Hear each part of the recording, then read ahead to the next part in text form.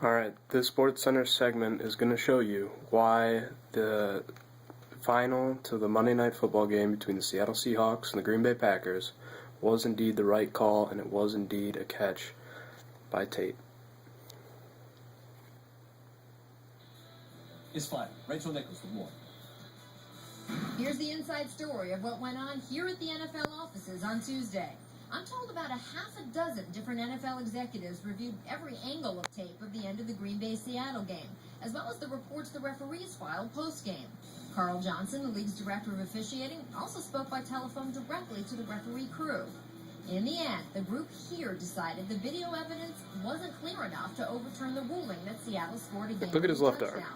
Although as one NFL official It's inside emphasized of to there. me, they're not saying for sure a touchdown took place, just saying they don't see enough evidence to say it didn't, and that if the ruling on the field had been interception, the same supposed lack of video would have also let an interception call stand.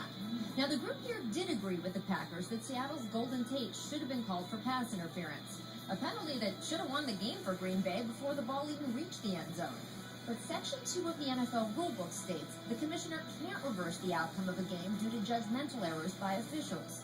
Now, one more note here. The NFL and the Referees Association did meet here in New York Tuesday to continue negotiations to end the officials' lockout. But a source tells me the uproar over Monday night's result did not seem to affect the position the league was taking at the bargaining table.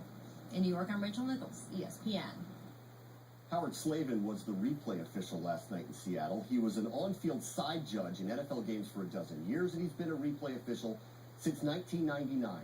Howard Slavin, not a replacement referee, chose to let the on-field call stand, the only official in that booth with access to all the replay angles. Question him at your own risk. In the offseason, he's a trial lawyer of 4 decades defending all sorts The of... guy has been working on the replay team for 12 years, so I think he's not a replacement. I think he knows what he's doing. On the field was practically impossible to change.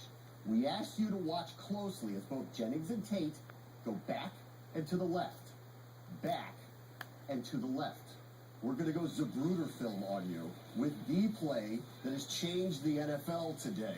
It's obvious that Golden Tate shoved Sam Shields with 2 hands, which should have been offensive pass interference, just as the NFL stated, but that's not reversible, and therefore plays no role in determining the outcome from here. Now let's look at the catch. Tate's right hand is actually on MD Jennings' arm, while his left hand is barely touching the bottom of the football. Jennings clearly has possession of the ball. You see the rule there, Rule 8, Section 1, Article...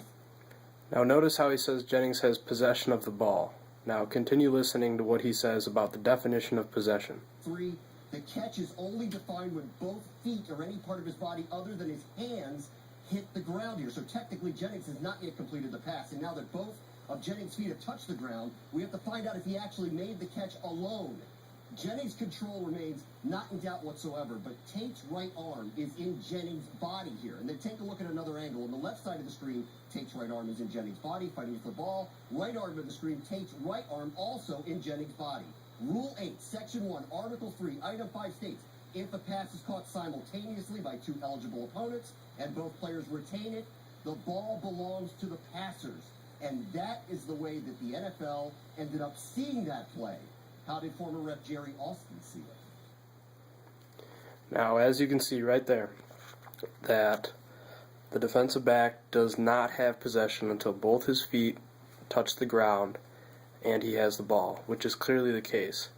But as you see here on the right part of the screen, you can clearly see that his arm is inside of Jennings' arms, you know, in between the ball and his chest. I don't know if I can try and get it a closer look, but the highlighted part, the only part in color, is his arm, and the ball is right in between his arms and Jennings' arms. So as you can see, that is considered possession in the NFL, that they both have possession at that point when Jennings hits the ground. Now, remember, possession cannot be determined until both of Jennings' feet hit the ground.